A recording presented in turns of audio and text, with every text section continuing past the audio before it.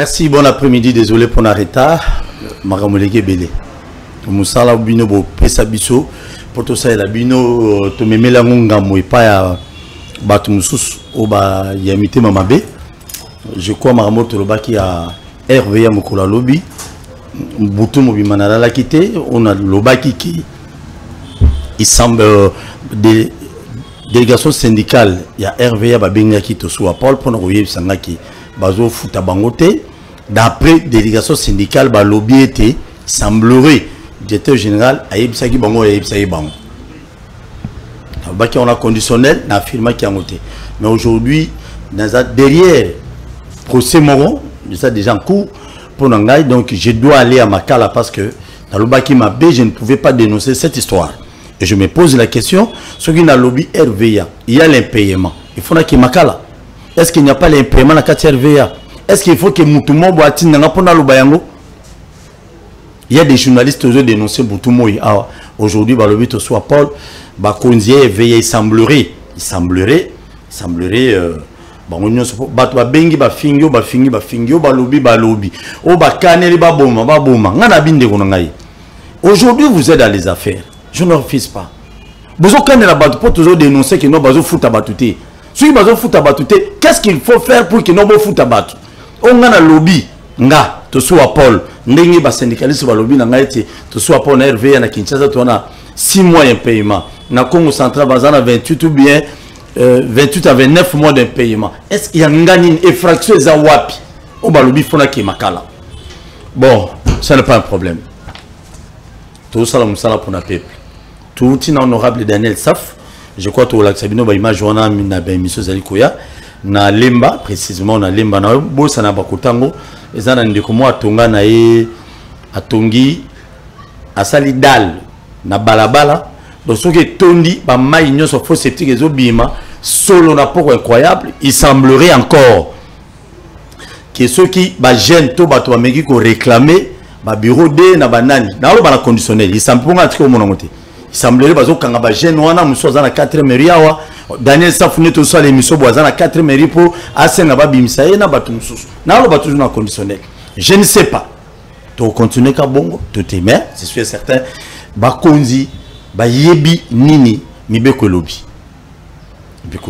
ceux qui bakangai na ke makala parce que na bato ya ba syndicaliste RVA ba yebsinga ki no to lobete no 6 mois ba futite ba rotalanga na makala po ba bi ba osamisa ta place mo rote malamo ba samisa na makala ne na yoki ka bongo bato ba binga bazo menacer depuis lobby na butu donc na olalati je ne sais pas pourquoi na olalati. Toujours continuer là si j'ai l'ambition à Roger Baka Mukolo Lelo et cause à l'émission Souka Torosala et cause après wa baotina ba kangana 20h na Kimakala peut-être. Toujours à Roger Baka, toujours continuer si j'ai tout ça qu'il a fait passer le rôle de l'église dans la famille et puis ni église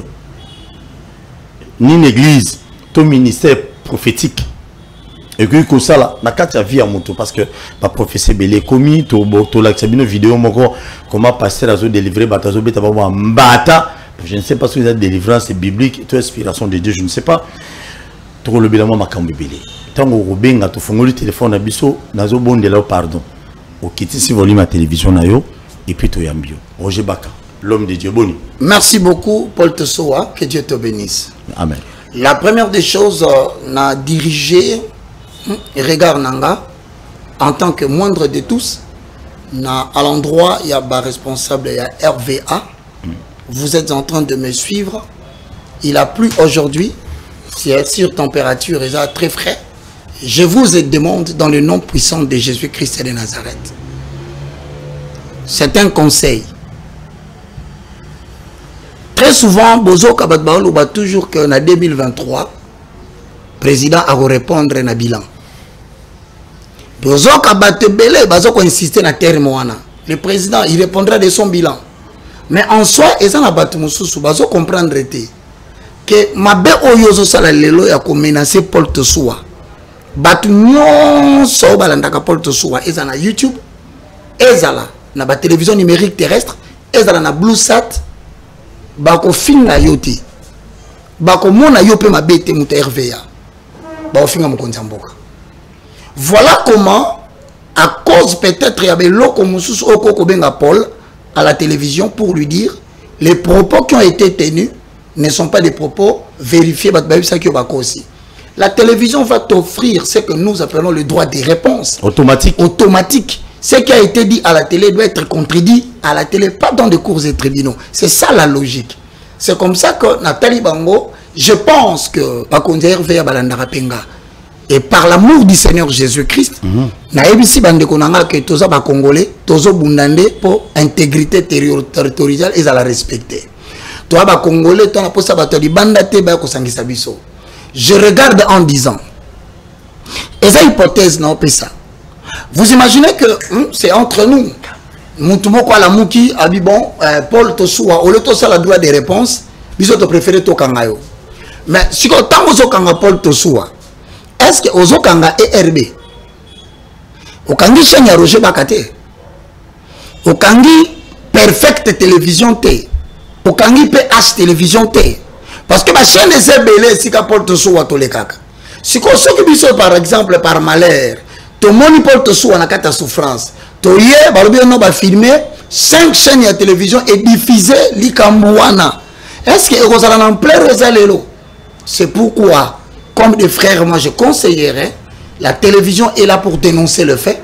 Et si les faits ne sont pas avérés, il y aura un droit de réponse qui peut vous être réservé. Dans 48 heures. Donc, mais je pense que comme des gens, et puis moi, je les camicolo, sont monique et télévision et comme le Luka moyen au corriger au lieu au salaire par erreur un abus de pouvoir. C'est une erreur parce que les campagnes sont sur YouTube, sur Internet, sur la télévision. Donc, je salue toutes les autorités de RVA, je salue vos femmes. Donc, maman, ce que papa, c'est la RVA. Le bar Roger Bakalega na TV, bina ibiso tango roya. Botika porte soa. So il doit pas ça corriger le coca. Le bas qui m'a et ça la la télévision, na droit à réponse. Très bien.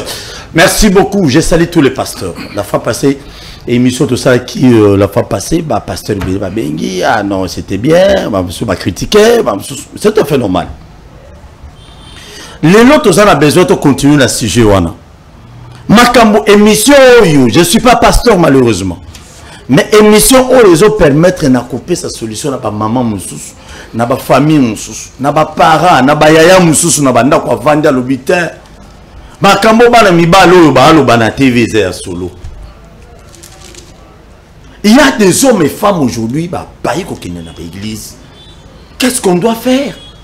Rôle de l'église des alinines. Ils ont diviser, ils ont panza, ils ont détruire. Ils ont besoin des puissances aux alibas qui si bani nyonso bokoti on a katanda ko nzambe soit biloko. Soit biloko si kozali. Il y a des atina église. Roger Baka. Toujours continuer à sujet sur la fois passée. Merci Paul Tosoua. Toujours la carte ministère prophétique.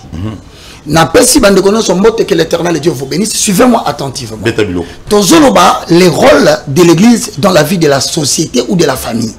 Sur la carte rôle wana tobimisi sous thème nabiso ezali le ministère prophétique. Rôle na weza nini. Ouais. Paul Tosoua. Betabiloko. Natangwa kala Zambé. Ministère prophétique, le ministère prophétique dans le cadre de l'alliance. Il faut que et ça, ministère prophétique dans le cadre de l'alliance, au Zambé, à Salaki Nabana Israël. Et le Biboye, Zambé, Azali en français, le suzerain, le Seigneur. Israël, Azali, son peuple vassal. Libo Tanaya Poni. Si ko yo bazo traité alliance, Zamba zo pesa bango ba bibeko obatosa. Alors il y a des gens qui ont Israël. Il faut faire très attention. L'alliance, le ministère prophétique dans le cadre de l'alliance concerne l'Éternel et le peuple d'Israël.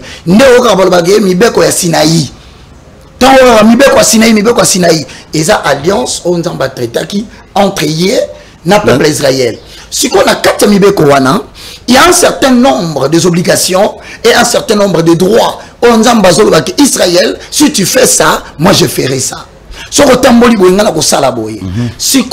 4 alliances, rappelle-toi, Nzambe Azali, suzerain, Israël azali peuple vassal. Sikoyo ekomakake na makambo yokanaki Israël akobosana. Ndoki mukanda ba livre ba prophète le baka toujours komanda na Esaïe, au continent Ézéchiel, Ozui Jérémie, au continent Daniel, Ozui Osée, Ozui Bamonyo soro kabalobi, la parole de l'Éternel me fit adresser en ces mots. Va dire aux enfants d'Israël qu'ils m'ont abandonné. Donc à chaque fois que Israël azaki kotika nzambe, nzambe azaki oluka émissaire moko, émissaire wana des prophètes. Le prophète, c'est un porte-parole de l'Éternel qui est mandaté pour rappeler aux enfants d'Israël et si kababungi selon le traité de l'Alliance et si kabatiki nzambe selon le traité de l'Alliance. Ce qu'on a dévolé prophète Azwaka. Ya yambo azobisabino.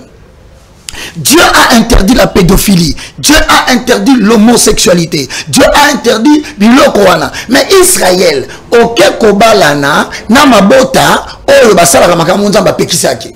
Yango ainsi dit l'Éternel, wana prophète. En tant que porte-parole, Dieu dit, Soki botosi. Voilà, je vous bénirai.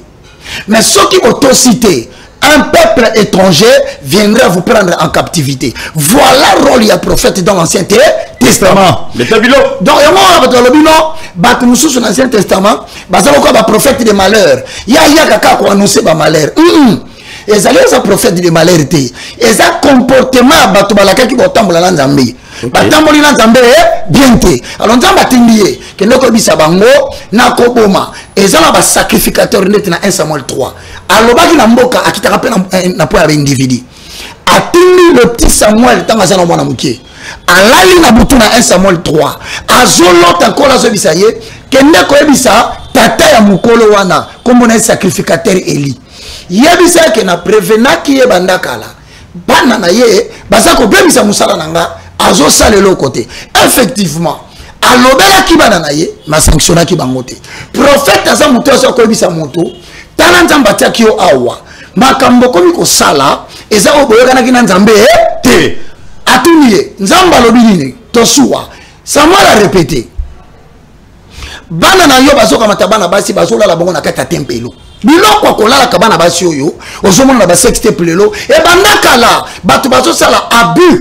ya onction abus ya autorité abus ya pouvoir siko bakomi ko manipuler bana basi par défaillance hein, par faiblesse par naïveté alors bien non poto délivrer yo photo pakolo mafuta na nzoto ba vidéo mo ba lu que les bisous c'est tout c'est-à-dire qu'il y a des serviteurs de Dieu on va bunginzela le roi zonga kola tinde la kabango un émissaire aye na forme ya ministère ya prophète azobisa bango boye bana na yo bazola la basi na kata tempelo e ma nzambe de alobine loko amibale ezala musuni moko babenga ngo la viande du sacrificateur il faut ça la cuite so ba tumbango il faut tumba matina suka et bel bien et la kisini ko tumba ma ya viande ya agneau c'est Jésus-Christ de Nazareth.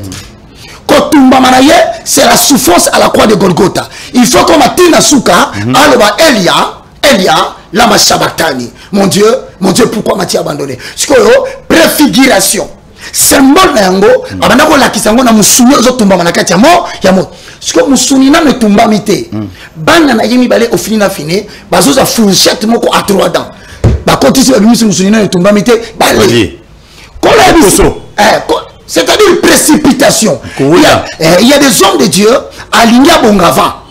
Il y a des hommes de Dieu alignés comme la célébrité mondiale avant. Et comme on dit dans la bisala, ça. Ce que le prophète a dit, biloko zo salawana kolo apekisi. De toi, baza batumoko bazo fausser justice. Au comme on a afandi boye, soki mutaza na tort, a même les $5,000, il y a en tant que pasteur, après c'est raison. Et c'est un exemple, moi si babali 3e bureau, s'il te plaît. 3e bureau. Aïe na kata église, à côté moi si à liboso nandako, na kata église à Osambela. Le col a presque à pasteur dit il y a $7,000 par mois. Pasteur a commis quoi ça? Gouverneur, j'étais le nom. Azobisse moi si na liboso Zambio, doki. Parce qu'il a mis ça toi na zopé $7,000 à dim. Pour moi moi libo. Bete bilo zali na Kinshasa awa. Na Kinshasa. Moi si appelle ça prophète Moussa na Nzambe moko na Congo mbongo ebele. Dim. atelema na église azo prophétiser makambo lokuta. Ainsi dit l'Éternel. Tika boyiko. Bon, j'ai vu ça. Ah, Roger Baka. Et lobin kolo. Moi si yo azo bebisa ministère ya mobali na ye. Azali na kindoki inconscient. En plein culte, nena betelo li solo. Pasteur wana zo mwasi na ya be abengana. Mais quelques temps plus tard, le kolo basakana na nzambe te, prophète wana nena betelo li solo akufi. Prophète wana akufi. Oya kosaki makambo. Akufi. Ana sama belelelo. C'est pour donc troisième femme Atigali. Ah oh, troisième femme wana lokola ya kine ko corrompre. Kola tikiye. Atikiye vivant. Yo mutoloba ki prophétie ya loku ya lokuta.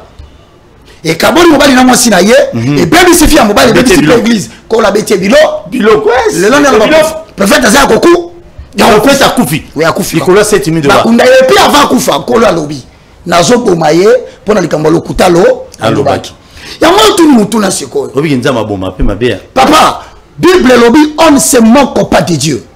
Quand ma phrase partout kotambola mon cher mutu ya sinel atamboli mabe tokoya watobi semblerait que batu bafutamite so que ça faire to bana il semblerait na faire bafutamite mais ceux qui mutalinga se moquer de Dieu au point que asali mabe alingala kisabata que ya sanzambe Bible lobi ne vous y trompez pas c'est que un homme aura semé il le moissonnera.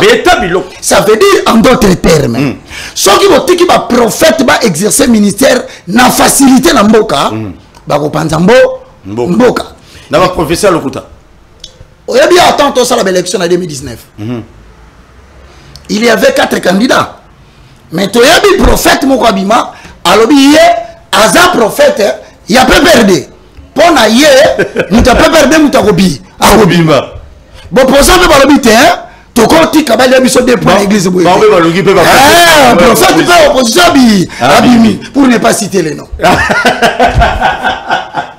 église comme moi wapi pe ba je wana banjo koba donc comme na ba prophète ba opposition ya majorité na inyosa sacré ya inyosa ke pa boya abina na zo na yete te papa akoya akoya sabino na zo mona inyosa ke soko ezo continuer. Même chef de l'état dans l'intention en été azwa ko luka moyen babi misala yembo ato l'église yango moni sikoyo ministère prophète était ngami. Un prophète c'est quelqu'un qui vient dire ainsi dit l'Éternel pour réprimer le mal. Yango mona baloba ke ba prophète de malheur ya lo ba kamabe ya mona kamabe soki botamboli na kobanga nzambe prophète ayakate mais soki bo violer et tamboleli nzambe ne prophète aye. Si il y a un cadre à famille, parce qu'il y a des gens, mais ce qui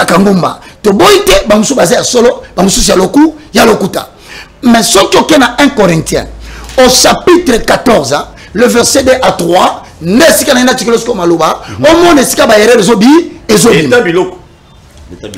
1 Corinthiens chapitre 14, le verset 1 à 3, Totangi Nakombona Yesu. Amen.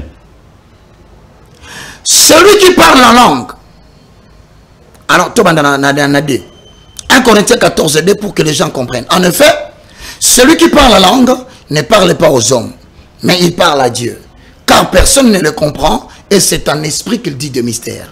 3. Celui qui prophétise.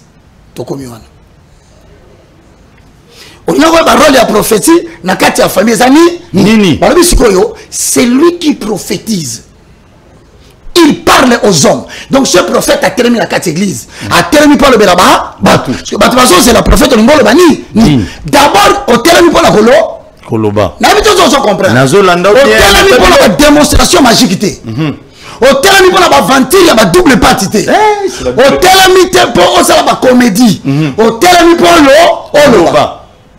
c'est la prophète, la volonté de l'Éternel. Le prophète est un porte-parole de Dieu. Yes. Il ne vient pas là pour faire des scénarios de démonstration de puissance. Non. C'est un porte-parole de Dieu. Trois choses. Il édifie. Dans l'Aloba, c'est le verbe édifier. Yamibale, il exhorte. Yamisatu, il console. C'est-à-dire un prophète C'est un porte-parole de Dieu. Devant une situation compliquée. Oh, bah tu vas se battre, Yarosal. Tant que bandi koloba musakoli, ya yambona kata maloba na ye, boye ka bandi ko édifier. Mais bah tu vas le bakaka édifier, mais édifier on peut l'accéder ni. Édifier ezali un mot latin composé de deux mots. Oiko dumeo. C'est-à-dire. Et la question en hébreu en latin, construire une maison. Quand on a mais ça est-ce que vous avez loba. Pas ton anda, vous avez bavanda. Mais ça connaît qu'on pense à tu vas nanda. Comment se fait-il mutu? Il fallait t'envoyer lobby, n'a pas vendre qui kinya. Bah tu sais qu'on y en a te bayo kana. Mais il y a lobby, n'a pas. Il prend ça ni. Asa nsambete. Un prophète ne divise pas une famille. Ne divise pas. Non. Au contraire, il édifie. Édifier, c'est rapprocher les gens. Édifier, c'est unir les gens autour d'un développement. Édifier, c'est permettre aux gens de chasser la haine, la colère, pour avoir la capacité de vivre ensemble. Maintenant, on dit qu'il y a édifié dans le Nouveau Testament. Le prophète a dit qu'on divisait. Il y a mis balé. Un prophète exhorte. L'exhortation, c'est la capacité de trouver des exemples bibliques pour aider quelqu'un à sortir de son problème. Exemple. Quand on a ici roi Ézéchias, nous avons vendu trésor, il y a armée dans la collection mutute. Mutaye ba armement Israël était. Mais mon colombo roi a yambi batu. Tant yambi batu ne se mona ko sepela, akela exabamo sa armée ça, ezalaka. Kolomba la moka lobina okufa.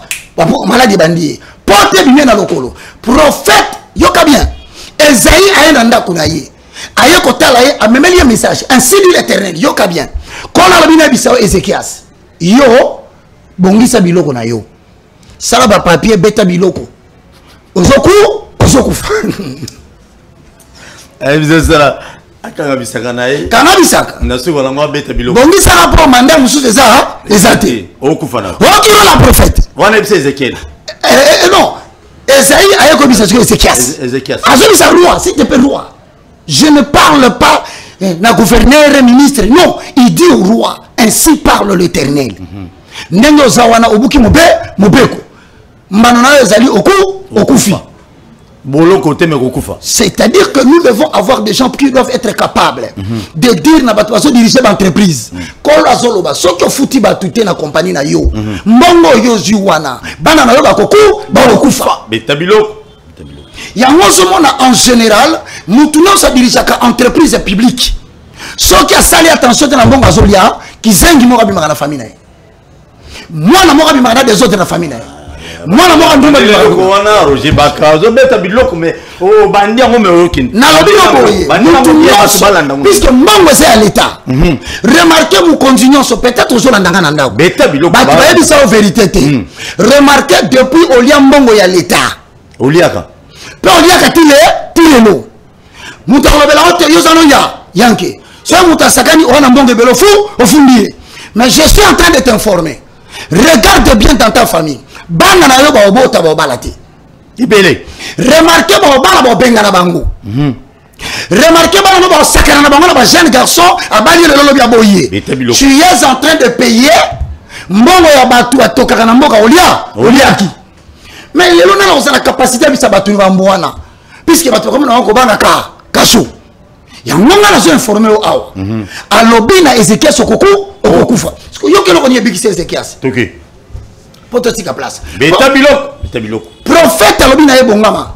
Esaïe a balussi mon Congo. Oracle de l'Éternel. C'est ça le ministère prophétique. Samuel a l'obé Élie, le sacrificateur. Donc, là-bas, dans Zambé, au cause du ministère prophétique, il est l'eau. Si on a limité quartier industriel, on a bien été. On a ici, on a bien bino. La première rue, tina 17e. Si on a attention, partir de la Goku à Gokufa. Ah, c'est la nan, c'est la nan.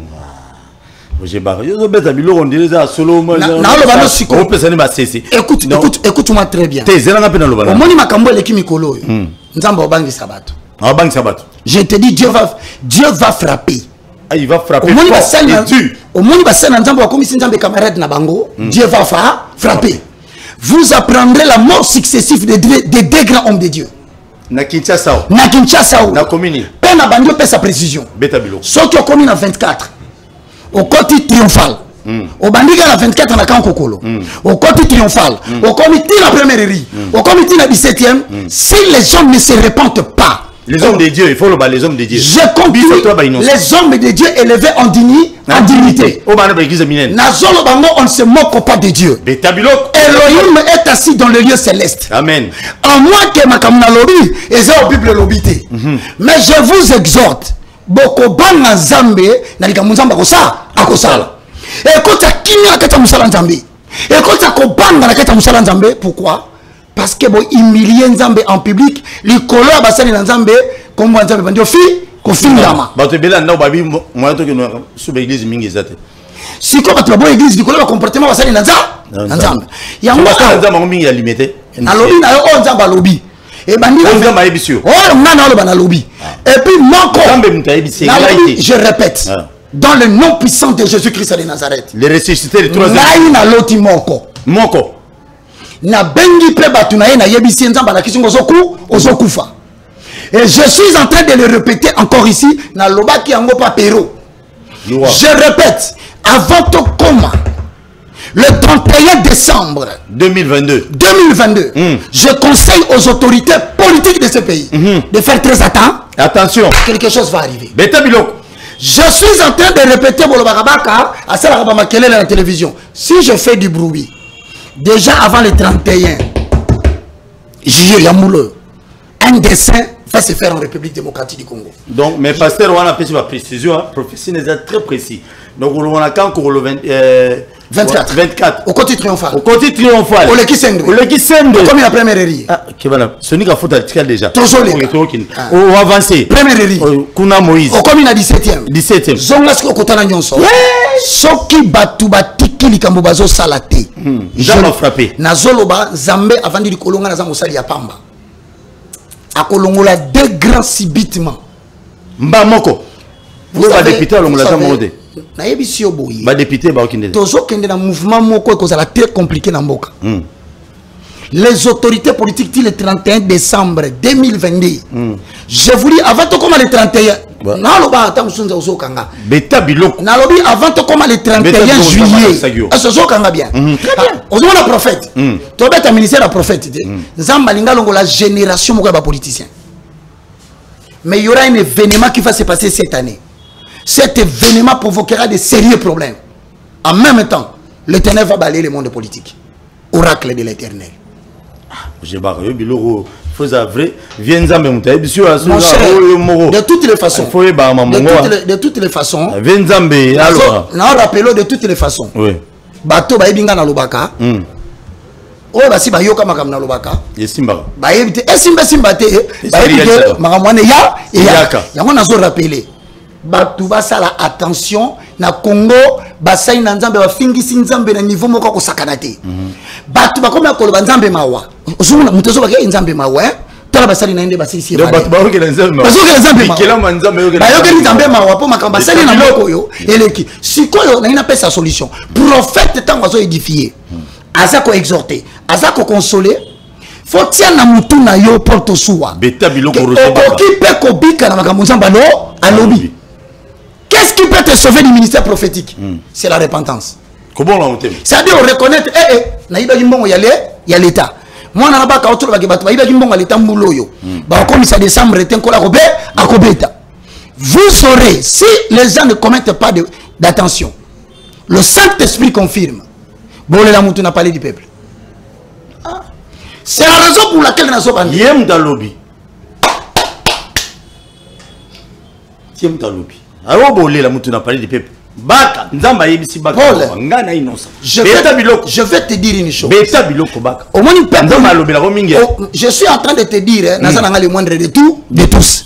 Mais ouais, il y a dit que baka tango alo baka. C'est que Likambu et Zoya. Je suis en train de te confirmer que pour Mouta Bimanakata ministère prophétique à Banga, il faut Banga liwa. Dès que Bangi liwa, Ezekiel sa Bangi liwa. Alors, il y a un tambouli mabe. Si tu as si avant de commencer la déviation, parce que le prophète est Zakra Malouba. Pas autre chose. Mouate, Mafoutate, judo boye talent de chose mon ça la délivrance à la manière de WWF. Donc ça dit à délivrer un prophète mais na zo délivrer na compte ya WWF. Parce que au moins na sali a même un mouvement a bambia na kiti. Ah tout le monde bien ah papa wana ça bengango la technique délivrance, non, technique prophétique d'agression satanique. Non. T'as la tala nga ozoe. Zobiloko. Le bébé. Bozobiloko na ndako. T'as la zui. Wana za délivrance. Technique ya combat. Wana technique. Wana WWF. WWF. Donc mouton yo prophète atala kakachi mingi. Donc c'est dit lo aussi na asala ka akana tala nga zui tala tombola ki t'as la zui. Tala kena na kiti. Oh boy. Oh la délivrance. Technique à WWF. Faisant direct. Prophète. C'est un prophète. Nous sommes en Ayébani. Olivier, il est un prophète. Mais tu as soulevé un kilo. Ça dit que excès à côté de la catch américaine. Olomini, technique de délivrance par WWF. Wrestling Federation.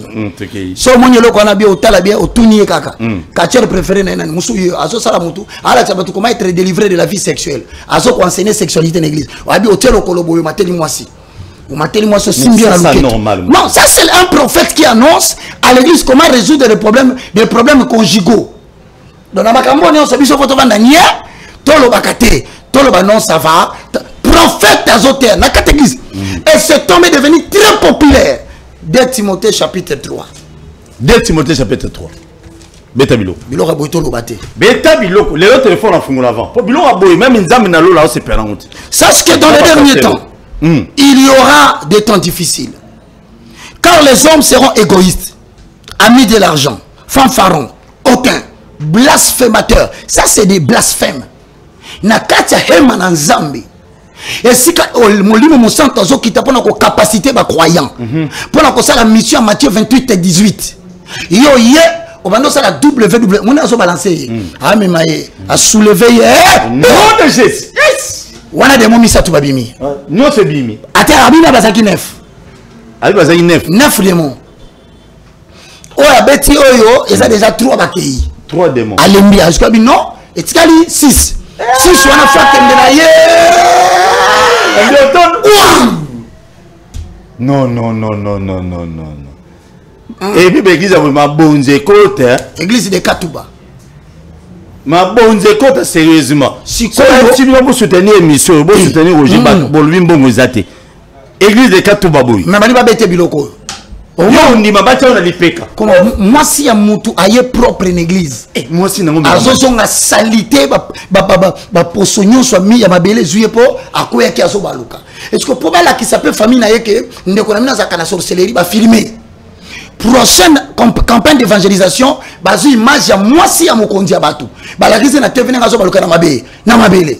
Pour la qui que pasteur Azan Nguya, prophète Azan Nguya. Non. Nous sommes en train de vous dire qu'il y a des gens qui sont en train d'amener parmi nous des fausses doctrines. Si vous continuez à les suivre, frère Otengami. Bon, qu'il fait le belé. Un prophète ne divise pas. Rôle y a prophète, Ezako Ebisayote, le n'a corrigé le Kouana. Rôle y a prophète, Ezako Ebisayote que Paul, on a dit Sengla Pembe. Au moment où on a dit, Sengla Somon en a été. Mais Batoua, comment on a moutaya sur Ebisayo? Comme on a yo.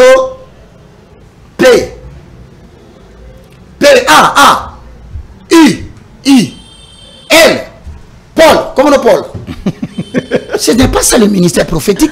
Le ministère prophétique ne consiste pas à identifier les noms des gens. C'est de la farce, c'est de l'escroquerie. 2. Un azomono à l'âge de 16 ans, au Koyaka Obetaka di Bakumoko Oyoso Kapotamo na Tibia, la Kisa Tibia. Ça, ce n'est pas du ministère prophétique.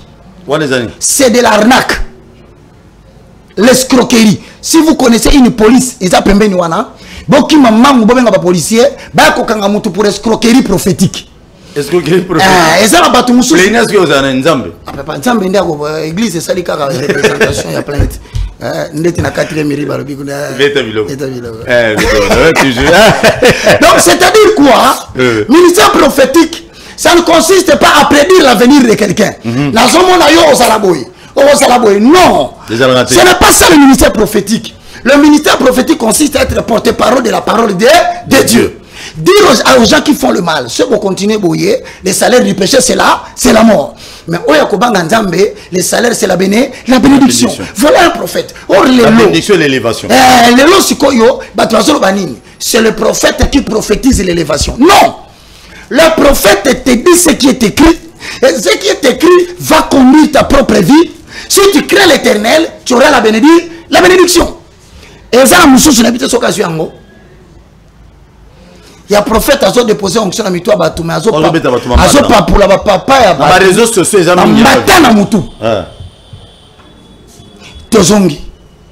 bien aimé dans le Seigneur. Je vais vous dire. L'église Union, c'est tout le monde qui José à Congo. Congo, monsieur Zara Lubumbashi. Il y a un prophète dans Lubumbashi qui a belé. Na ba Congo, ba komi tellement belé. Kinshasa, Kolobate. Dans la axe, où est produit le prophète. Net ngaba. Matete. On est à axe au prophète de na balemba. Ça dit que Batamalam Basate, Batamalam Basali. Mais je voudrais te faire une différence. Il y a la différence entre la prophétie et la clairvoyance. Il y a la différence prochainement entre la prophétie et la parole de sagesse. Il y a la différence entre la prophétie et la parole de connaissance. Mais clairvoyance, c'est ça. Clairvoyance, c'est ça. Moko yaba branche, et ça la judaïsme. Na kati ya judaïsme eza na branche moko babenga yango kabala juif. Na kati kuna bato bazondi ma kabala juif bazo kota na clairvoyance. La clairvoyance ezali la voyance claire. Autrement dit, à quoi il faut quantité à mbongo za na poche. C'est la clairvoyance. Il te donne la voyance avec clarté. Et ça la makandenge. Avant Moutou, avant ça le ministère de la clairvoyance, il faut croire d'abord l'enseignement il y a en géologie. Il faut d'abord faire convaincre Bino que le ministère des anges existe. Non, on a dit enseignement, ange gardien, ange supérieur, ange inférieur. En fait, ils ont une introduction pour la cocotte à clairvoyance. Autrement dit, ils ont moko ya ba branche. Ils ont permettre batu, baba ko mona makambu trop clair na kati ya via batu. Na mon image moko le kia. Par exemple, le prophète que je salue, c'est quelqu'un qui dit qu'il est prophète de l'Éternel. Mais normalement, au-delà, il y a démonstration, il y a puissance. Au-delà, il y a exhibition, il y a démonstration, il y a moyen de m'apprécier. Et comme c'est important, après ce qu'il fait, hâter la parole de Dieu. On a ce que ça dit, moment où tu as l'église, de healing time, ou bien de demonstration time. C'est le temps de la démonstration de la puissance. Mais ça, c'est la puissance de Dieu. Oh, si on a kaoyo, na kaoyo to mona oyo, ikaka ye, mutayebi eza nzambe to nzambe te. Mais biso sikoyo, tokoya ko intervenir quand? Toko intervenir lorsque toko tuna motuna. Après tout ceci, tu as prêché quoi? Ou avant tout ceci, tu avais prêché quoi? Parce que mutako une église à quoi? À quoi une église azui malade andeke abiki a telemi. La question c'est de savoir après kokwa yanaye qu'est-ce qui se passe. Il y a un moment où les jeunes belelelo babandi ko envier ministère prophétique ya batalibanda mutoko la tibi Joshua a comment na yeso qui a une église assemblée batu ko pona ye assemblée musala nza. Mais si ko mais répétance tu n'as rien fait parce que mutoko la délivrer mais à quel fait tu n'as rien fait. Je continue à te dire que pour na kokoya nzambe ka mutako isaka batute parce que ça na mwana mwasi moko asena mwana na asena maladi yandeke so maladi ndeke zuye azokola ko ya pamba pamba mukomseke ko pembeni ya moto famille bino no eza danger mwana alakwa mukoso pembeni na fleuve akufi bakaluka Jésus siko mwana mwasi na zakoya bakwenda ko yana akoyi na ngoya nzambe. C'est que les esprits mauvais peuvent tomber aussi quelqu'un. Si on a comprendre la différence entre la prophétie et la clairvoyance. La clairvoyance c'est fait par activation des anges. Parce qu'il y a des anges qui ont été déchus. Kolo a bengana bango bakita na mokili. Si ko soki alingi abanda ko sala voyance avec clarté. C'est-à-dire, ils ont la moutoumsou à côté de la église, athéité. Abandi manamoko yo, kola zo bisangai. Maman zakuna kola zo luba. Papa zakuna, sans prêcher, c'est faux. Parce que dans le Nouveau Testament, je le rappelle, la prédication n'est pas au service de la prédiction de l'avenir. Mais c'est la prédiction qui est au service du ministère de la prédication. C'est-à-dire, pour être un bon pasteur ou un bon prophète, il ne s'agit pas seulement de prédire. Tu peux seulement prêcher l'agneau. Sans prédire, tu as fait le ministère prophétique. Mais le col Nicolas est comme il faut que tu vas quoi. Il y a que ceux qui ont l'obité. C'est pour ça le ministère prophétique était. Je rappelle à ceux qui nous suivent à la maison. Si Dieu vous a appoint pour le ministère prophétique, ce n'est pas comme si ma machette au papaka. Ce n'est pas comme ça que tu ne sais pas quoi. Le ministère prophétique il repose sur deux choses, ma conclusion. Premier, c'est la prédication de l'agneau. Deuxièmement, c'est la prédiction. Oh, délivrance. Oh, je m'en suis dit, ministère, il y a délivrance. Nalichette. Ouais.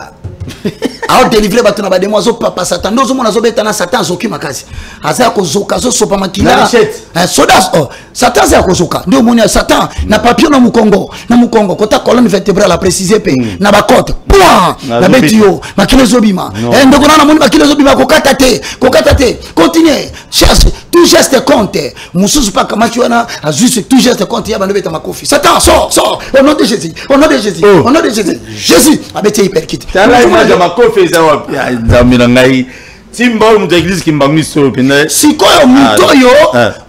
c'est quelqu'un qui s'est dit a commis un tableau dans le ministère prophétique et de délivrance.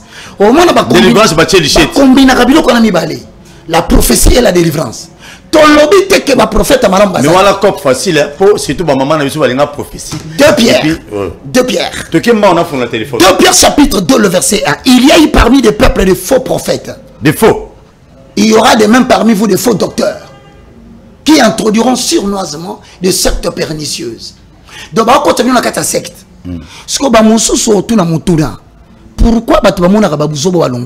C'est une question. Pourquoi prophète a aventir bazo longwa te pona nini oke oyebisi pe mutu na ye afingio musu akobenga na téléphone yo baka yo olakisaka nini tout fina yo. Donc non seulement à côté du prophète afingio et sa catégorie à bateau va atteindre degré à ba carpette. Les carpettes sont des esprits que le prophète ou les délivreurs a bloqués dans une prison à l'église. Ils utilisent leur temps, ils exploitent leur énergie et ils utilisent leur argent. Et sont des personnes qui servent pour l'aura. Ils ne peuvent pas quitter parce qu'ils sont déjà des carpettes. Ils sont capables de se battre en cours de route pour leur daddy. Ce qu'on me quitte. Leur daddy. Au confine à Jésus, à l'objet le côté. Daddy kak. Au confine à Dieu tout puissant, à l'objet le côté. Mais ce qu'on dit papa na bino wana na mona ke clair lu ngwa kuna tu fia mama na yo nyama na yo kasa koza nani ta so ina daddy na ngala ko simbo na nzoto abosani molimo yebisa ye akoma carpette. Ce sont des esprits, leur temps, énergie et argent pour l'aura du prophète ou de celui qui délivre. C'est comme tout ça gourou. Il y a un kaka, batona pour captiver bango, ba utiliser un esprit à domination. L'esprit à domination. Il y a un moment là basi mususu au pekisiye. Tique guizo to moni mama na TV. Allez on dit ba te. Bien aimé dans le Seigneur, je suis le moindre de tous. Je vous ai dit le ministère prophétique repose sur la prédication. Mais la prédiction peut venir. Et même si la prédiction ne vient pas, c'est-à-dire même si tu ne prophétises pas l'avenir, le simple fait que tu as prêché la parole de Dieu, tu es un bon prophète. Merci beaucoup. Téléphone est au fungoli yango. Tu fungola téléphone. Condition d'habitude, pas d'insultes, pas de oh. Tu le vois la maman Zamba. Boulandi. C'est la même image il y a pasteur wana sauf au pasteur na sala mama na nyo na simane kucha wana te. Wana moni niveau sanité. Wana si ko ba politicien ba ko respecter bisondeni. Même na bandako ba sepela na penda troté. Donc toujours le bela makambo wana ba faux prophète bazo délivrer ba binga na ba diable. Na ibité timba ozawa. Merci beaucoup. Prophète azobinga na diable na lichette. Roger Bakalobi, ce n'est pas biblique. Azobeta mutujido. On catch américain. On dirait, oui. Lorsque on catch, Zosko ndenge babeta mutu délivrance à catch. Nenga zo boaka wana so mutu. So mutu beti na libanga. Et puis so abukani. Asali hémorragie interne. Comprends donc c'est un peu anormal. Il y a on est tout ça là lelo. Tala mouvement. Donc c'est bizarre. Très bien. Au Bengi au PC Kansina au Kiti Volume télévision. Allô bonsoir. Allô bonsoir. Parti. OK, il est parti. Il est parti, ça fait quand même mal. Et ça n'a quand même pas si beau. Hein? Allô, bonjour. Allô, bonsoir. Allô, bonsoir. Au bengi wapi komuna ndekonangai. Ah, to bengi na matonge kombo la ngai Wechi. Ndeko Wechi kitana volume à télévision non s'il vous plaît. Ah, la kitisi. OK, beta biloko. Ngazo beta biloko. Ok, Tanzolanda Bino en direct, Zamba Pambola, vraiment évangéliste Roger Baka. Merci papa. Il y a un petit volume à télévision, t'es? Dengazo réveillé, Bissou. Ah, na kiti ça. Il y a qui ça, puis volume à télé, tu sur la bien, pardon, on beta biloko calmement. Ah, na kiti si. OK, beta biloko. Ah, pour na Dengazo réveillé, Bissou mémoire. Amen.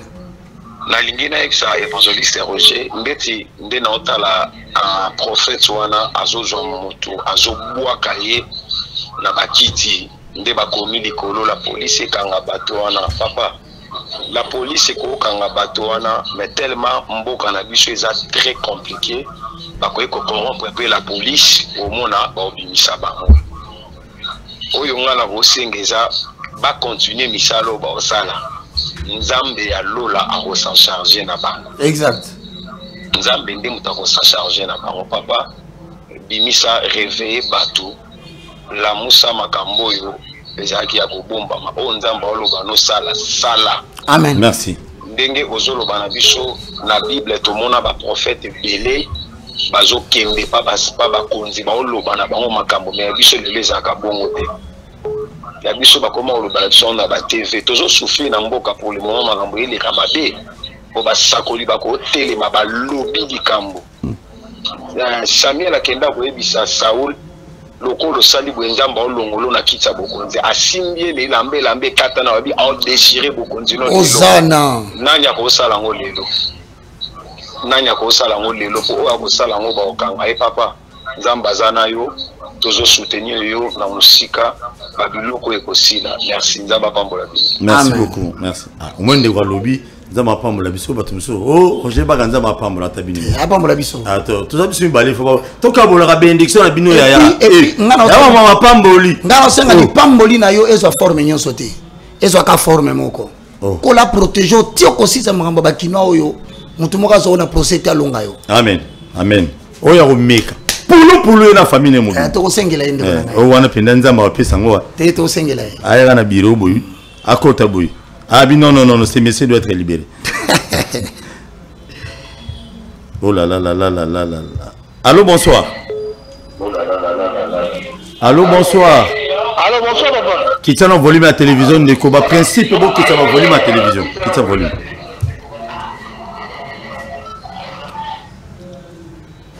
Oh, il est parti. Oh, qui tient en volume à la télé, tu sur la bien sans problème.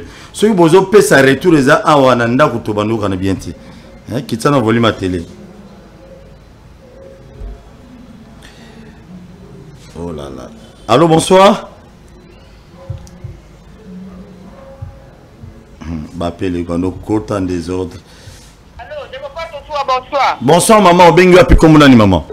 Na bengi na komuna Kishasa na ina isa kaka nzambe na komo ya pesa yo kimia apesa yo vimula ina musalo to sala. Merci maman. Na ningina lo besu na ndeko Roger Baka. Amen. Roger Baka nzambe lola amona yo. Amen. Apesa yo vimula yi mutakokoka yo azate. Amen. Bazo bande biso na ba mesa wana ko disa biso na bakamba gouvernement to ningo yo ka makamba boye yebi mana munoko na yo. Amen. Nzambe apambola yo kende liboso. Okende liboso ya mabeka poza n'existe mais comme na na yo. Ozana. Merci maman. Merci beaucoup maman. Oui, Roger Baka. Oui, tu vas nous appeler beau frère de Pégara. Oui, appeler boule. Zato et Mano Bapet. Partage de yo soit combien combien. Et tu au Kabola calmement. Il faut pourcentage. Mais il y en a nous. De ça la calcul en bonne année. Et pourcentage y bana pas to ya.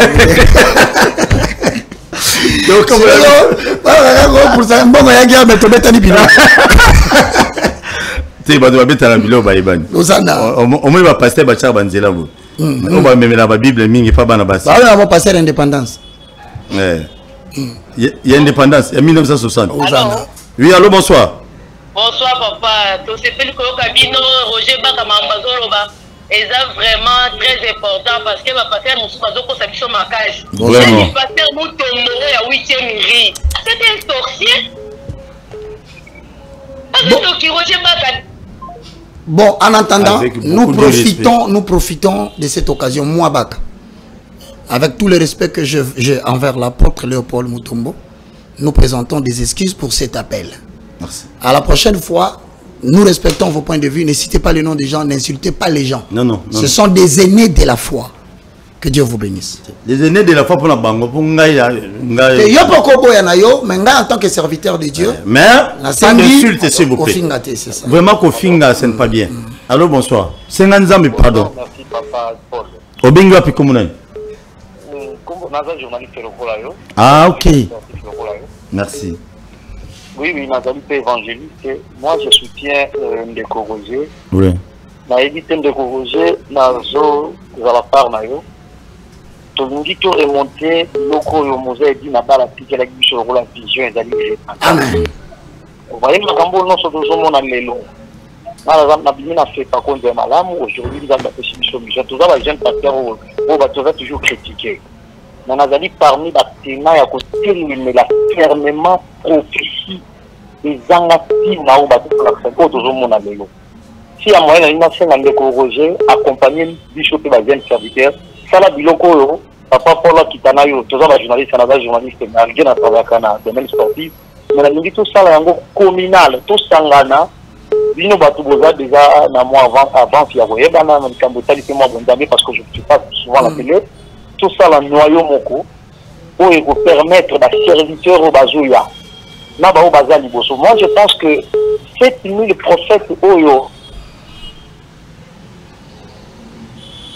Oh, il est parti. Il est parti. So, bingo le moment où c'est pour moi. Nasaka, et l'occasion le besoin Nasaka, ordre de ministre de Dieu. Et tout ça, ordre mon kozoya. Mais on ne veut pas trop parler pour ne pas réveiller très tôt les mauvaises personnes et qu'on gère le pasteur Nyon sur la RDC. Allô, bonsoir maman. Oui, bonsoir papa. Au bingo Pikomunani maman. En tout cas, vraiment, Roger Baka, merci beaucoup maman. Merci. Makamu Roger Baka Lubarizalaka ya solo. Parce que je m'en souviens dans la Dakar mingi mokamoko le baka bon vimbi sanga pour la moni bobo tamba tanga bakumba batuti. Bon, nangonga bien oui. Pasteur moko. Dans le baka pour la pasteur moko. Dans ko ki sami na bien en tout cas Roger Baka za mutu antandi. Non, ma pasteur awana. Nena eko kutana le bien en tout cas makamba luminda bakusa ati. Et ça,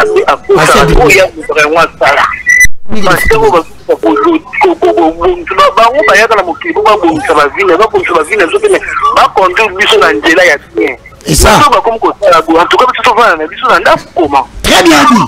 Merci beaucoup maman. Pasteur maman lobi hein. Pasteur ba ki papa bongisa via batuti. Nzamba taki ba pasteur pour ba ko lakisa batu nzela nzambe. C'est la biso image là. Te wana technique de football, la délivrance par la biso image là. La délivrance par maman merci beaucoup que Dieu te l'état biloko tika maman van bazo. Zone délivrance. Dieu doit délivrer la vie. Ouais, c'est une nouvelle technique la délivrance. Bah tu peux plein. Alors la technique par la délivrance par la technique de football. Donc hier ce qu'on hier au niveau soit balé na makolo na ye. Ouais. Ah, les Cristiano de l'évangile. Le Messie de la Fekofa. Donc dans la zone de bazo c'est OK. C'est un prophète. Mon soit dribbler onguya, a doubler esprit là. C'est la délivrance par la technique footballistique. Yeah. Mais ça, ce n'est pas de Dieu. Oh, papa, il aura allô, bonsoir. Zala calme, Roger Bagayo, allô, bonsoir. Oui, non, c'est une émission directe. Vous allez en direct, mais qui t'a volé ma télé, papa. Ok. Ngai naza frère nazo landa bino. Merci papa. Roger Baka vraiment zamba pambola yo. Na yambili pamboli papa na ngai. Aza mutu oyo nga na kolina Roger Baka sika moko frère papi kembo édition papier. Ah, il comme ndeko oyo abandi ko bunda makambo oyo banda zalaka kala. Zoka. Abanda ko bunda ngo banda zalaka mwana muke. Donc iso to tchai poa bi désolé bakie signe de l'attente de la fin yango ko kisami menza ba kutombolela biso mutu moko ko révéler biso makambo wana. Ata nyos baza ya mabe. Moko kaka lokwa Roger Baka telemi biso ba auto sala nzamba to tchai poa. Vraiment nzamba pambola bino. Merci papa. Edicom merci. Edicom yo bandaki nzamba pambola et suna suo nzamba pambola. Ngala jaloux ko ta papa. Te ya pambola pe yo mon cher. Oh, wana nani wana susu mon cher. Wana kantique individuel côté au bien. Je ne comprends pas. Ah. Tout le monde nzambe fallait ko kota. Ina ebiso. Atane ka coach wana pasteur na so lembata so bambaga mutunena na kantique. Allô bonsoir. Allô bonsoir. Oui maman bengi wapi komunani madame. Na bengi na monga fula na zande ko nazolanda bino. Merci maman, le nom? Papa Roger Ebinga aoyebelanga kaka na musika na yebisika Herbaka. Beta Biloko. Beta Biloko. Co-présentateur. Ozana. Merci Beta Biloko. Beta Biloko. Herbaka. Nalingaki naloba juste que na témoin soulevé, nous allons comprendre que le problème c'est la source d'où viennent les personnes. Est-ce que va bongola mutema ya solo parce que nouvelle créature eza mutu oyo âme naye bongwami parce que c'est dans l'âme de la personne que réside beaucoup de choses. Amen. Alors tant que âme naye eza na défaut ya caractère, eza na sale caractère, eza na mutema naye mabe, eza na ba faiblesse naye et que a commis nouvelle créature parce que ça travaille moko quotidien. Alors il y a difficile et belé bazokende na ba ministère bon peut ka pona conjoncture en boka ba église comme belé pour na passi. Voilà. Donc c'est beaucoup de choses source na bango ndako na bango. Donc d'où ils viennent. Les autres baza na source à bien ba sortir na source à bien mais suite na bango baki mabe. Merci. Merci beaucoup maman. Nzamba pambola papa Roger a pambola pepino pour l'émission. Merci beaucoup. Voilà pour la CPL. Merci maman, merci. Keba na mapamboli ya il faut ya ramboui. Allô bonsoir. Allô bonsoir. Allô? Oui madame, obengi wapi komulani.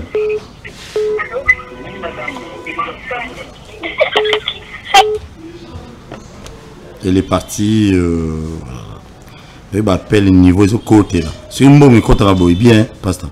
Erombe to sali des chaînes. Ah, mbele to niveau m'appelle mais ma bonne côté tout ça la église. Mais il faut te donner une proportion au Kabulambongo mon cher. Ah oui, côté bon des photos. Allô bonsoir. C'est terrible. Allô bonsoir. Oui, obengi wapi komuna ndeko. Na bengi de Komina Masina. Komina Masina oui tozoka. Komuna. Oui, na landaka évangéliste Roger Baka souvent. Oui. Merci. Zambe apambola bino d'émission boye ça la qui est pour comprendre makamusu ya Nzambe autrement par rapport à la réalité à lelo. Amen. Question na ngai ezalaki na mtu na frère Roger Baka. Moto serviteur on Nzamba pesi grâce pendant un temps.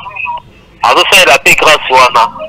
Mais à cause na logique. Est-ce que Nzamba a gardé grâce wana pesa qui est ou bien qu'on élevé grâce wana pendant que vous servi autrement? C'est bon. Merci. Question. Ozobiloko. Ça la calme. Soit stylo na papier Ozobiloko. Ozobiloko. Mais toi on a projet église na Roger Baka. Ah, faut te mbongo nde to ibina no. Oh, to ça oui mais ça en son pourcentage. Oui. T'es pourcentage. Allô bonjour. To ka bola katikati. Allô. Oui, obengi wapi komulani papa. Oui, bonjour. Oui, obengi wapi komulani. Na bengi na Don Bosco na commune Ngalema. Oui papa, Beta Biloko. Na ngina lo baboya. Oui. Donc ba vantira ba frapper, ba passer frapper o bazo sala, eza ba passer frapper, ba escroc. Donc ba on va bebisi mon kilio yo. Donc eza passe pour na mboka o. L'état na biso fata makambo abanda ko kanga les aventuriers. Donc bazo bebisa génération Roger Baka, félicitations, Nzambe, ya pambola yo. Amen. Ndemozo fongola biso misu. Merci papa. Asalelo ya ebele. Ayambi yango na kombo na Yesu. Malobaki na wakaya ngwala. Amen. Merci. Merci beaucoup. Mais bino pe bozo loba boy. Bon mon a dimanche boké dans l'église à bateau. Vous comprenez pas vous aussi. Surtout ma maman. Bon mon a bossili qui mon mal na personne qui n'était ngala okende dadi azali. Tala. Prophète évangile tala. Wana zole sa bon ma desu alobi que na vous la foufou. Nzamba appelle li kabo c'est la délivrance par la voie alimentaire. Donc, la voie alimentaire. Parce que faut changer. Tous en WWF, tous en football, la voie alimentaire. Na kuluna. La voie machette par l'agressivité. Tout geste compte. So ceux qui au fibi misapinae donc vie na onzamba ko fiba yango.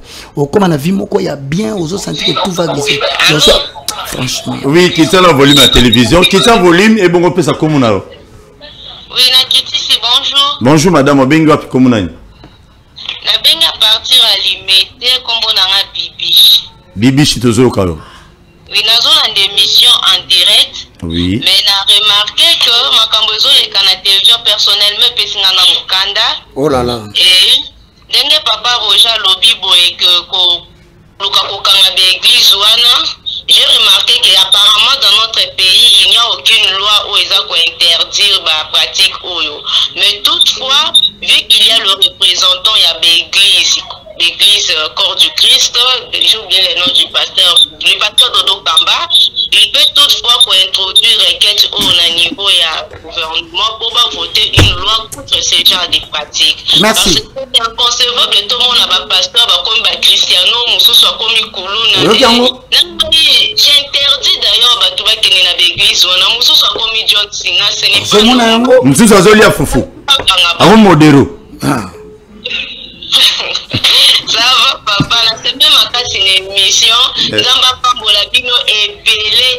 Amen, amen, amen. Personne comme vous pour que notre pays ait qu'un épée liboso. En fait, bateau nous dans le noir, bah on appelle lumière, bah avancer. Merci beaucoup. L'église, en réalité, Jésus n'est pas là. Nous avons vraiment besoin de Jésus. Il faut évangile et tambola.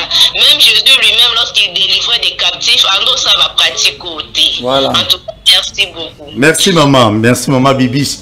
Depuis limité, nous avons maman le problème. Lorsqu'il n'y a pas la, merci beaucoup maman.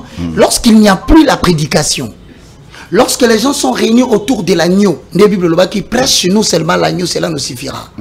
Lorsqu'un homme a la carence de la parole, lorsqu'il y a la sécheresse du message, l'homme remplace le message par les stratégies. Les stratégies. C'est-à-dire comment diriger les...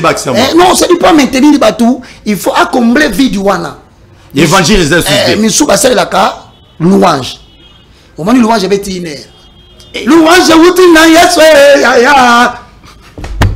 Satan a iba ko iba ya. Tika ya m'appelle. Tika ya m'appelle. Roger Baga tika ya m'appelle. Rabin Sanganet na salu inga boto banubi na ngana yo. Bonsoir. Allô, bonsoir. Bengi wapi comme nani maman? Bonsoir papa, bonsoir non la Bino 5 sur 5. Kitoko. Beta bilo. Nazana commune à Lingwala. Merci. Kombo nani maman? Mama Tina. Beta biloko Mama Tina. Papa, vraiment féliciter sur la démission au Boulosa. Donc il y a des églises où vraiment l'État il faut accarango. Et les églises, ils ont la secte. C'est pour développer des guenilles. Tout le monde va passer en Koulouna, va passer, va peut-être aller. C'est quoi ça? Va passer au modéro. Allez à fou.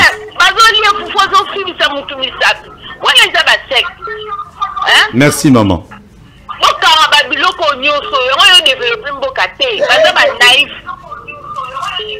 Merci maman, merci. Amen, amen. Merci. Merci beaucoup maman. Oh là là là. Ce que tu as wapi. Toi qui n'es pas dingwe. Toi qui n'es pas mort. Toi qui n'es wapi. Et ça, et dans ça, dans les églises pareilles, au coup de 1000 personnes, ma bonza, n'a pas fait la ma bonza. Mbongo ya pasi papa keko luka. Poizo yango c'est tout un problème. Au moment où tu as finga école la chef naza moi na muke papa mukolo mais bazo finga e pa moi na parce que za chef. Aya na mbongo aya kabeli mama boke no tia mabunza na église. Okomi boy o tia mboy pa John Sina. Même comme so tia balola mobile na ndako. C'est ça que j'ai toujours dit. C'est bien bon de soutenir les serviteurs de Dieu aventuriers d'après eux, mais vous soutenez un peu l'émission Aboui. Pour nous soutenir l'émission Aboui, on ne te demande pas de millions. On ne te demande pas de millions. On ne te demande pas de millions. Ne fût-ce qu'un petit rien. Cette émission, tout ça, chaque jour, on a Roger par rapport à la sécurité bien. Et puis, sous-groupe électrogène. Sous-groupe chaque jour. Et comment ça n'a été faux, c'est un bateau. Nous avons un auto cabo, nous avons un courant. Et puis, groupe fini. C'est groupe Sokeka na Rwakadingia. Ventilateur, kaka, ventilateur, on peut pas. Na mai. Ata yo moko ya. Oyebi bilo musu na loba mingi boy façon nazo toka soki ba parents na po papa kufa mama kufa. Ah, ils ont fait des pères. Des pères et des mères mon cher. Nga papa ganda. Ngai na zamna des nationalités de pères et de mères. Ah, nga maman na. Donc ce qu'on dit ba parents wa kufa nga na façon ba to ba lobisanga ba so banzamba pambulanga. Nde na beli mama biso so azala kel nga ko funda ba tout pour non assistance de la personne en danger. Je pense na zo ka bien tenir. Courage, Zelano to ya mona ba. Merci beaucoup. Merci. Zara no calme. Allô, bonjour. Allô? Allô, bonjour. Allô? Oui, bonjour, papa. Bengi wap komunai. Bonjour, papa. Oui, au bengi biso wap komunai. Ouais, na bengi na des bonhommes. Oui. Ouais, nous évangéliste c'est Prince. Papa Prince, qui tient volume à télévision là. Ok, merci. Qui tient pinda. Bah n'a pas dérangé, au taux beta bilo calmement. Ah maman Nzambe, maman politique était. Beta bilo. Papa Nzamba pambola bino. Amen. Et là quoi liboso, nga nazomona eloko makasi wana te baske. Nzapa loba na tangu ya suka. Bakoya ebele. Pe misala na bango ekomonana. John Sina. Yango deja eza misala na bango. Misala ekomonana. Nzapa pambola émission na bino. Merci. Avec Sonja Mapesi sur ma copie de soutenir bino. Amen.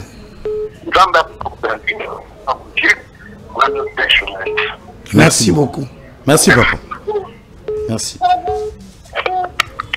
Ah, évangéliste à lobby, c'est au bas là-bas déranger. Maman, à évangéliste à lobby, bon, au tchava qualité, soit le bas pesa, tika papa pesa.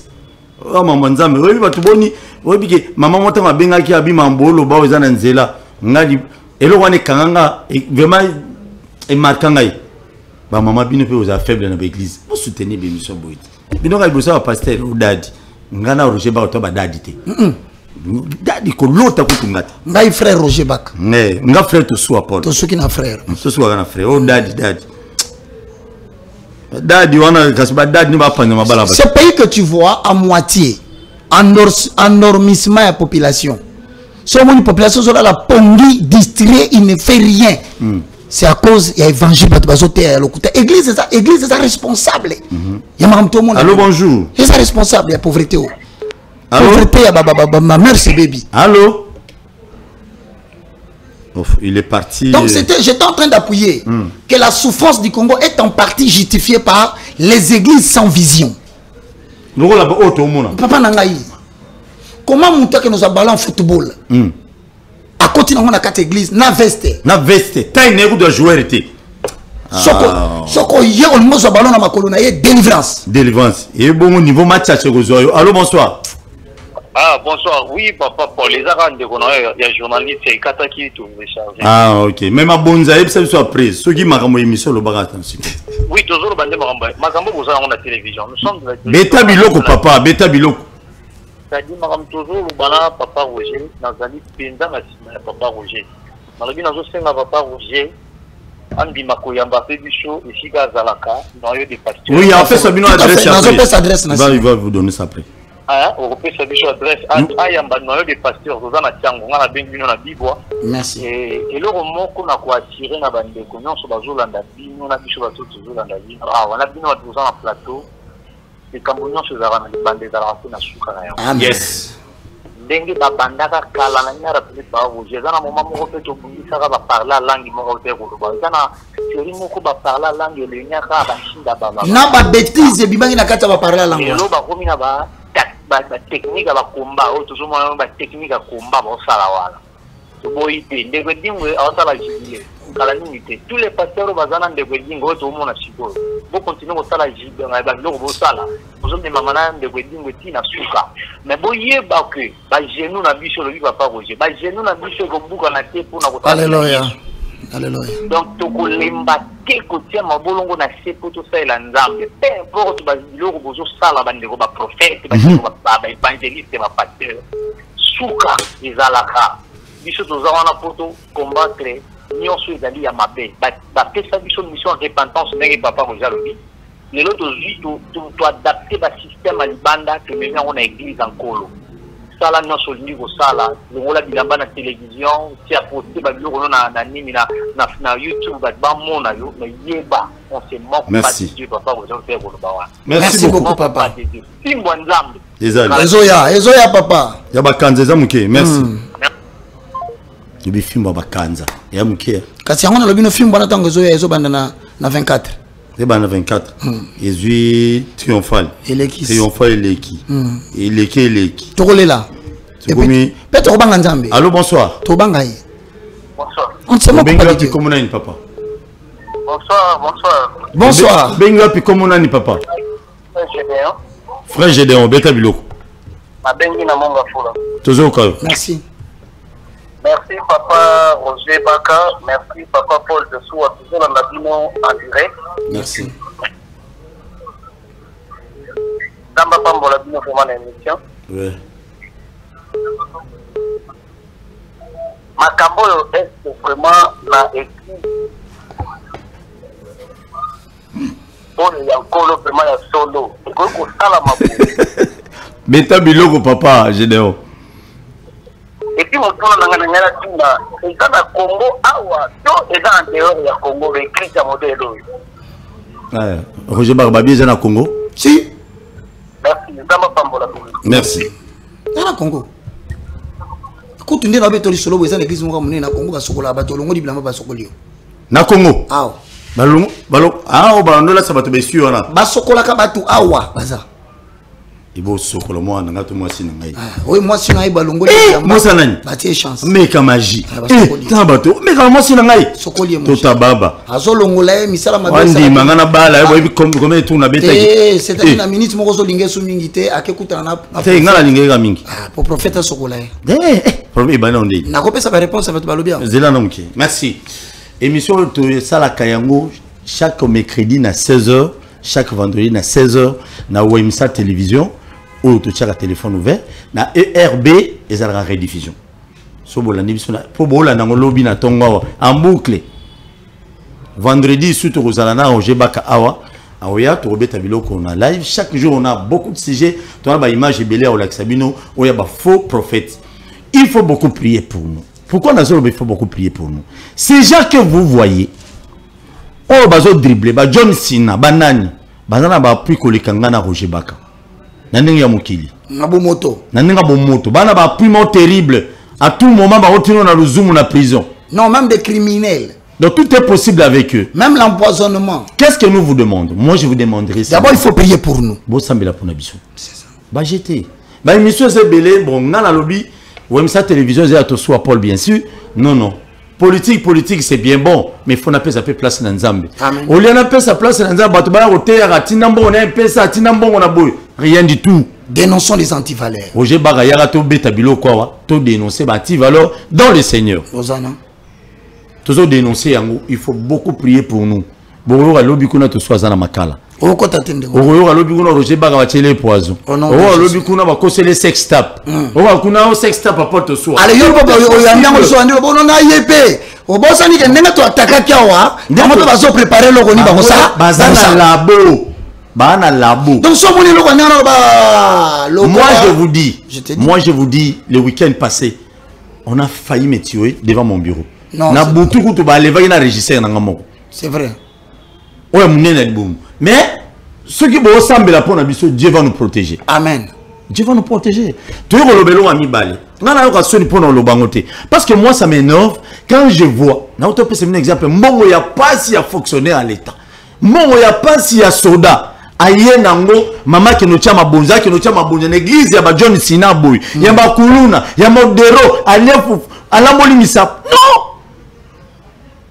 maman vous devez nous soutenir le numéro est là soutenez-nous financièrement to va sonité na wa sonité tala John Sina bola ko l'église na suka mabonza 5 000 10 000 20 000 dollars modero yo wana amelisa batu ba mis et rosa manzaka na salité batu non assurer on peut bien non vous voyez microbe mais là vous avez ça mabonza facilement et ça mabonza te si vous voulez nous soutenir soutenez-nous na fungola téléphone Roger ba pesa na plein partie la réponse rapidement na fungola 5 après oui ça batunya so bazana ndako ce qui bokanisi ndeti mukolo ya jugement et cause la blague et ça na deux catégories ya batu ba okenda faire sans jugement mbala moko nazo répéter ba prophète na batu ba sala ka délivrance yes ce que mutu mona ba kendeli felo liboso sans olobité ko ya ozoya ka kanza babi botinda bon venza machanga na porte na lobilo eza catégorie mibale batu bana ministère ya prophétie na ministère ya délivrance ce que mutu mona ndako vanda bi oh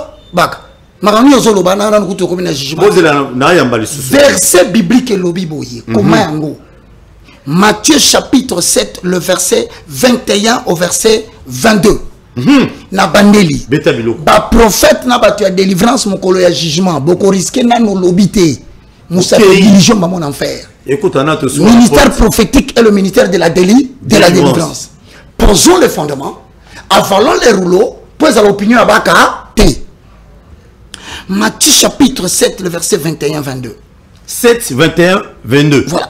Ceux qui me disent Seigneur, Seigneur, n'entreront pas tous dans le royaume des cieux. Yes. Donc, ce que je pas au nom du Seigneur Bima, au nom du Seigneur Nalberio, le Seigneur a dit, ainsi dit l'Éternel. Et ça, batunyo sur le baka combo ya Seigneur te, nabo continanga ne ba bokota. Suite. La Bible dit, mais seulement ceux qui font la volonté de mon Père qui est dans les cieux. 22. Plusieurs me diront en ce jour. Donc, mon collage jugement est belé, 70% et 80%. Plusieurs comités dans 90. Plusieurs me diront en ce jour, Seigneur, première catégorie, nous n'avons pas prophétisé en ton nom. Est-ce qu'il y a un scène à moi dans Congo, la prophétie, tu peux faire la combo na yote? Ou on continue à ministère, il y a un prophète. Deuxième catégorie, n'avons-nous pas chassé les démons en ton nom? Donc, na batu ba kwaya ki bazo bika bazo kwa na baba bazo buka baba nkolo azoloba na okanga deux catégories na kosambisa te.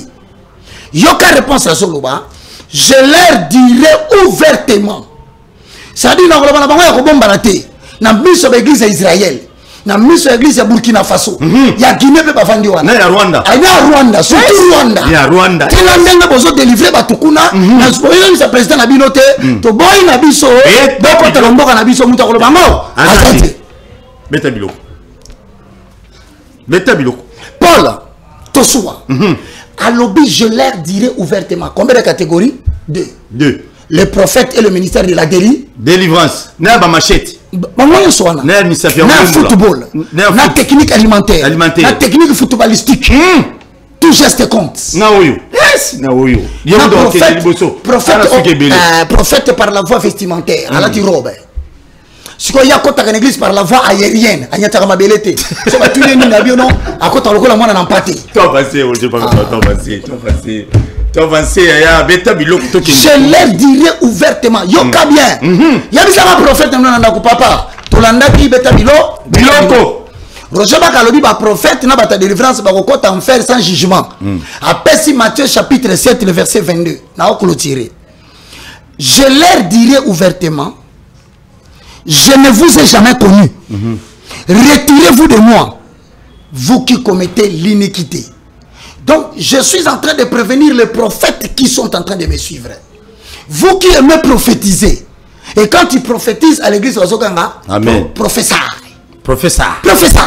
Wana siga. Et l'église prophétise. Pasteur, comme toute l'église, vous l'avez prophétisé. Tala, tu peux ça dans la direction de ma baptême. Bande kona ngai ngana za église te na senga ko frande te na senga ka dimite na senga ke loko moko yaka na kaye yaka na bik, yaka na Bible. Autant que les fondements de la vie spirituelle dans le christianisme, il y a 4 socles. Koyana mabunzate. Koyana dimité. Oko kabelanzambe nini yo yebiete. Puisque vous adorez un Dieu que vous ne connaissez pas. Comment tu donnes l'offrande à un Dieu que tu ne connais pas? Tu appartiens dans Osée 4:6, mon peuple périt faute de quoi? De connaissance. Alors, puisque tu as rejeté la connaissance, je te rejetterai et tu seras dépouillé de mon sacerdoce. Comment Zamba Bengani yo ayebiote ozope sa mbongo na yo?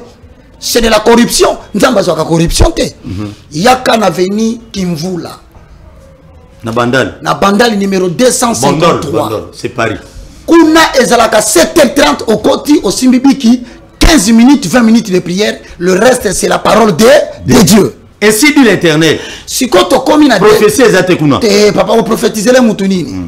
Marc, ce qu'on a Jean chapitre 14, le verset 16. Tel qu'ils a complété dans Matthieu, encore dans Jean 16, 14. Abi le Saint-Esprit vous révélera toutes choses. Donc, dans la minute au troisième socle, la pensée élevée à la hauteur de Jésus. Yes. Et si tu as que le grand prophète de ta vie s'appelle le Saint-Esprit. Merci. Si comme Moutouma Tuni Moutouna n'a aussi dit ça. Alors, il y a beaucoup de choses qui sont Zambé. À côté de l'eau, loge. Zambé, à côté de l'eau, Kabo, tu as côté de la thé. Kende dans Romains chapitre 11, le verset 25. Au comment la Bible, l'appel et les dons sont irrévocables. Et Dieu ne se répand pas de son appel, il ne se répand pas de son don. De la même façon, mon Satan a se révélé. C'est-à-dire, ce qui est dans Romains chapitre 5, le verset 20, tel que complété dans Mukanda, Proverbe chapitre 31, le verset 30, la grâce, elle est trompeuse. Au cas Dieu ne te retire pas les dons qu'il t'a donné. Dieu ne te retire pas l'appel qu'il t'a donné. Papa. Ça veut dire nous toi qu'on retire le parce que les dons et l'appel sont nourris par le Saint-Esprit au travers de la prière et la vie de sanctification. On se continue à la loge. Barotinda yo obi manabana basi basa vierge. Barotinda yo manabana basi abatu posa chance mibali na bango. Basi abatu. Ya musuba ebisakaye ke marié. Aebisio so bi nombali na ko sokolati. C'est une exigence. Il y a une force occulte, il y a une loge. Pour la cause de sémence, il y a une chance. Si tu as une femme bovandi, plus vous vivre ensemble au sale accident. Plus vous vivre ensemble, vous allez ensemble koufi loin ici. Plus vous vivre ensemble, mais vous allez l'église moko surtout ce qu'on soupçonne à kaina vous allez ensemble. C'est le makambozo comme il a yo. Merci. Si quoi aussi dit ça tout le baboy. Ce qui vous a semblé la sous-souté. Comme un verre qui se remplit par la prière, le verre se vide aussi quand la prière n'existe pas. Merci. Que Dieu te bénisse. Allô, bonsoir. Allô, bonsoir. Oui. Accueilli. Non. Au but de niveau, Azolé, ça va tout m'adessu. Allô, bonsoir. Allô, bonsoir, papa. Obengi wapi komona ni papa? Bonsoir, na bengi na komina Ngaliema, pasteur Jean-Louis Tando Matiana. Nzamba mona pasteur église no bato bakumebele na komona Yesu. Apôtre Paul. Non, beta biloko pasteur. Nazo pambola vraiment o ezala ya malobate. Malobate ezali dala papa na évangéliste Roger Baka na kombona le bozo sala wana tika bo population surtout congolaise ozo souffrir mingi tolingi nzambe mingi me bandeko na biso bazo mema bana ya nzambe na perdition munene ko sakana te. Alors c'est pourquoi nous sommes vraiment. Émission soki nazalaki ata mutambongo na ngana ezalaka. Za mutambongo na mutambongo papa. Zo babisa émission. Apôtre Paul. Amen. Na moni biloko prophétie bandi osala. Vraiment